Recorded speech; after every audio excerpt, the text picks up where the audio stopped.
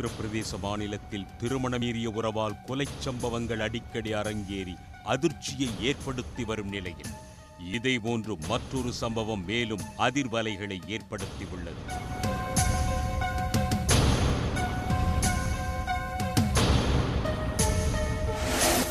மீரட் மாவட்டத்தில் உள்ள ரசூல்பூர் கிராமத்தைச் சேர்ந்த 32 வயதான அனில் 8 ஆண்டுகளுக்கு முன்பு காஜல் என்ற பெண்ணை மணந்தார்.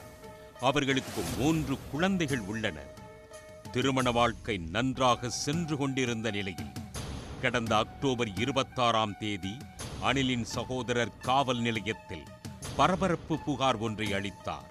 அதில் தனது சகோதரரான அனிலை 2 நாட்களாக காணவில்லை என குறிப்பிட்டிருந்தார்.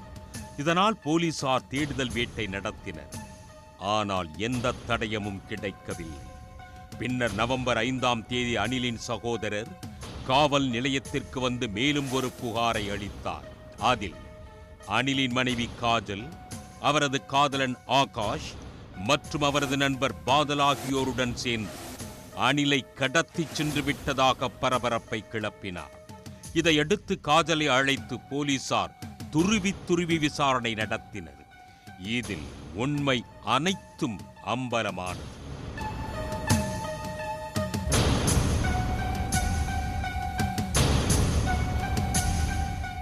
அனிலின் மனைவி காஜலுக்கும் அதே கிராமத்தைச் சேர்ந்த ஆகாஷ் என்ற இளைஞருக்கும் இடையே திருமண மீறிய உறவு இருந்து வந்துள்ளது.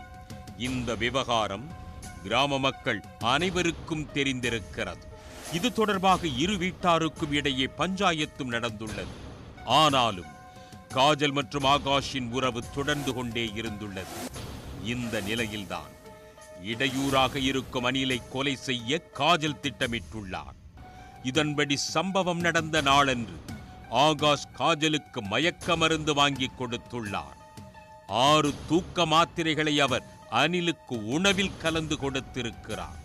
அனில் மயக்கத்தில் இருந்தபோது காஜல், ஆகாஷ் மற்றும் அவர்களது நண்பர் பாதல் ஆகியோர் அவரை பைக்கில் கால்வாய் பாலத்திற்கு அழைத்துச் சென்றுள்ளனர். அங்கு காஜல் தனது துப்பட்டாவால் அவரை கழுத்தை நெரித்துள்ளார். பின்னர் மயக்க நிலையிலேயே கால்வாயில் வீசியதாக பரபரப்பு வாக்குமூலம் அளித்தார்.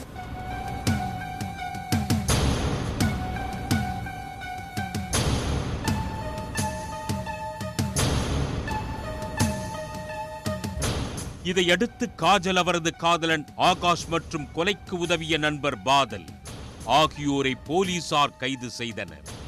எனினும் அனிலின் உடல் கால்வாயிலிருந்து இன்னும் மீட்கப்படவில்லை. கங்கை கால்வாயில் உடலை தேடி வருவதாகவும் விரைவில் மீட்கப்படும் என்றும் போலீசார் தெரிவித்துள்ளனர்.